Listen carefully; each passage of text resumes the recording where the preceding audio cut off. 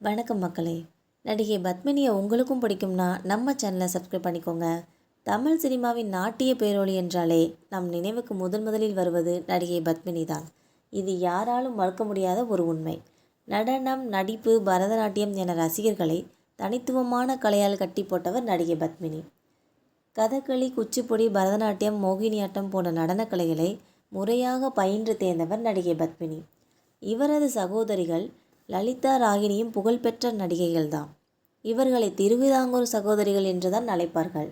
தனது 7 வயதிலேயே நாட்டிய அரங்கேற்றம் முடித்த பத்மினி தனது 17 வயதில் கல்பனா என்ற இந்தி படத்தின் மூலம் தமிழ் திரையுலகுக்குள் நுழைந்தார்.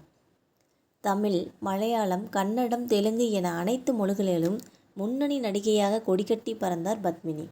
சிவாஜி கணேசன், எம்ஜிஆர், ஜெமினி கணேசன் போன்ற முன்னணி நடிகர்களுடன் ஜோடி போட்ட பத்மினி 59 படங்கள் சிவாஜியுடன் சேர்ந்து நடித்தார். சிவாஜி கணேசன், பத்மினி நடிப்பில் வெளியான தில்லானா மோகனாம்பாள் திரைப்படம் அப்போதைய சூப்பர் ஹிட் திரைப்படம் ஆகும். இன்றளவிலும் தில்லானா மோகனாம்பாள் பாடல்கள் மக்கள் மத்தியில் பிரபலம். 250 படங்களுக்கு மேல் நடித்த நடிகை பத்மினி தனது நாட்டியத்திற்காகவும் நடிப்பிற்காகவும் பல விருதுகளை அள்ளி குவித்தார். ராமச்சந்திரன் என்ற மருத்துவரை திருமணம் செய்து கொண்டு அமெரிக்காவில் செட்டில் ஆனார் பத்மினி. பத்மினி மற்றும் ராமச்சந்திரன் தம்பதிக்கு ஒரே மகன். அவரது பெயர் பிரேம் ஆனந்த். மகனை வளர்ப்பதிலும் குடும்பத்தை பார்த்து கொள்வதிலும் கவனத்தை செலுத்தி வந்தார் நாட்டிய பேரொளி நடிகை பத்மினி. கடைசியாக இவர் பூவே பூச்சோடவா படத்தில் நடிகை நதியாவுக்கு பாட்டியாக நடித்தார். அதற்கு பிறகு அவர் எந்த படத்திலும் நடிக்கவில்லை. 2006ஆம் ஆண்டு மாரடைப்பு காரணமாக உயிரிழந்தார் நடிகை பத்மினி. தற்போது நடிகை பத்மினியின் ஒரே மகன் புகைப்படம் இணையத்தில் வைரலாகி வருகிறது.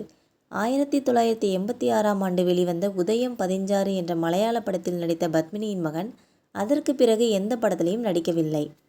தற்போது பிரேம் ஆனந்த் உலக புகழ்பெற்ற டைம் ஆங்கில பத்திரிகையில் பத்திரிகையாளராகவும் புகைப்பட கலைஞராகவும் வேலை பார்த்திருக்கிறார் என்பது குறிப்பிடத்தக்கது.